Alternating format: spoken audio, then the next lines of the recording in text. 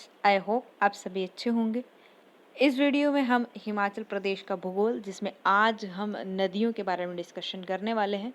इससे पहले भी हम काफ़ी पार्ट्स के बारे में डिस्कस कर चुके हैं, तो अगर आपने वो वीडियोस नहीं देखी हैं तो नीचे डिस्क्रिप्शन में आपको लिंक मिल जाएगा।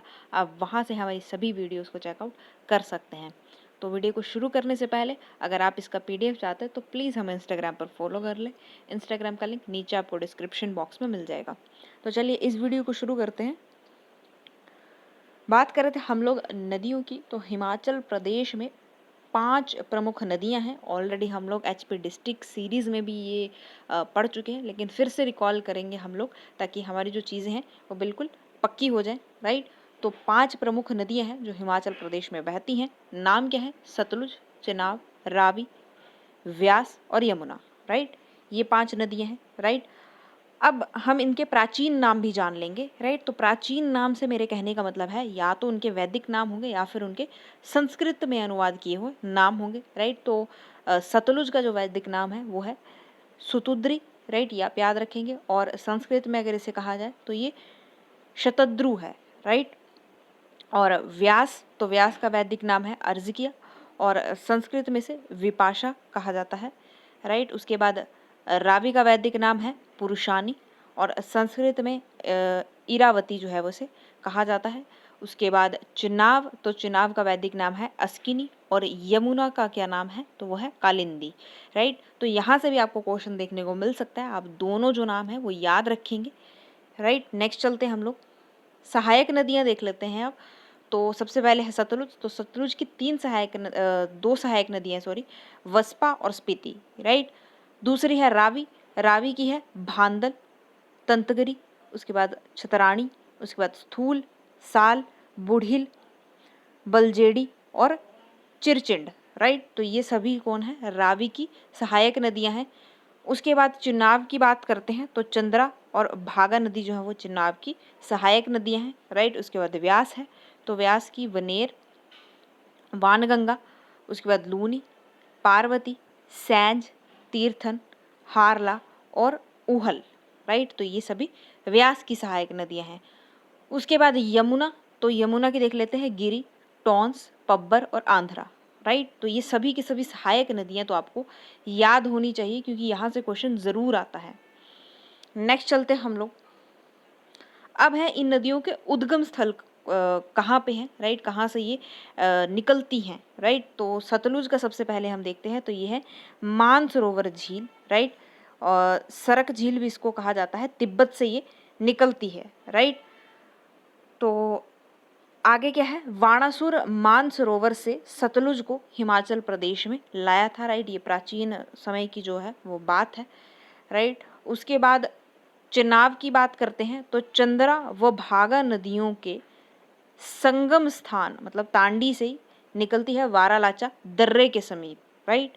तो ये आप याद रखेंगे कहाँ है ये? तो लाहौल स्पीति में, राइट। उसके बाद व्यास है, तो रोहतांग दर्रे से निकलती है ये भृगु तुंड से, राइट। ये आप याद रखेंगे।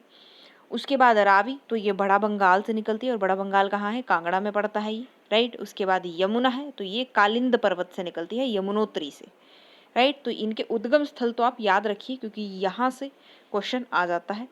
नेक्स्ट चलते हैं हम लोग, नदियों के किनारों पर बसे शहर। कई बार यहाँ से भी क्वेश्चन आ जाता है। वैसे तो हम ये सभी चीज़ें जो है वो HP डिस्ट्रिक्ट में बहुत अच्छे से पढ़ चुके हैं, लेकिन फिर भी यहाँ पे अच्छे से रिकॉल करने के लिए मैंने ये चीज़ें डाल दी हैं, राइट। सतलुज सबसे पहले देखते हैं।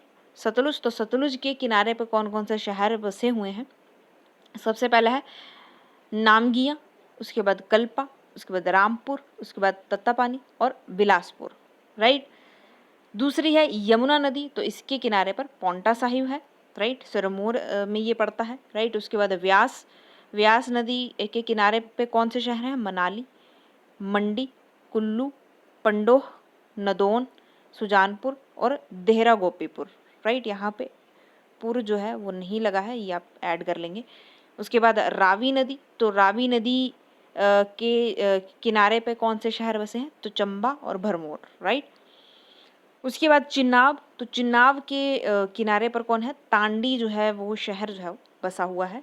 ये सभी जो है यहाँ से हो सकता है आपको क्वेश्चन देखने को मिल जाए, तो मेन चीज़ें आप याद रख लेंगे। नेक्स्ट चलते हैं हम लोग। अब ये है प्रवेश स्थान, तो ये आपके लिए बहुत इंपॉर्टेंट है कि आप हर एक जो नदी है राइट, वो कौन से जिले से किस स्थान से जो है वो एंटर करती है, ये चीज़ आपको याद रखनी है। सबसे पहले रावी नदी के बारे में बात करते हैं, तो रावी नदी चंबा के खैरी स्थान से राइट हिमाचल प्रदेश से निकलकर जम्मू कश्मीर में प्रवेश करती है राइट। तो ये खैरी स्थान से निकल करके जम्मू कश्मीर में प्रवेश करती है। उसके बाद यमुना नदी की बात करते हैं, तो यमुना नदी खोदरी माजरी से हिमाचल प्रदेश में प्रवेश करती है और ताजेवाला में हिमाचल प्रदेश से निकलकर हरियाणा में चली जाती है राइट। एचपी डिस्ट्रिक्ट में भी हमने पढ़ा था, लेकिन यहाँ पे भी आप इसको रिकॉल कर लेंगे, याद रखेंगे राइट। नेक्स्ट है सतलुज, तो सतलुज शिवकी दर्रे मतलब कि नौर से ये निकलती है राइट, सॉरी प्रवेश करती है हिमाचल प्रदेश में राइट। तो ये शिवकी दर्रे से प्रवेश करती है हिमाचल प्रदेश में और भाखड़ा गांव से राइट ये पंजाब में प्रवेश कर जाती है। तो भाखड़ा डैम से आप याद रख सकते हैं कि भाखड़ा डैम के बाद जो है ये पंजाब में चली जाती है राइट। उसके बाद वस्पा नदी कल्पा में सतलुज से मिलती है राइट, और सतलुज किन्नौर को छोड़कर शिमला जिले में छोहरा में प्रवेश करती है राइट। तो ये वस्पा नदी जो है वो कल्पा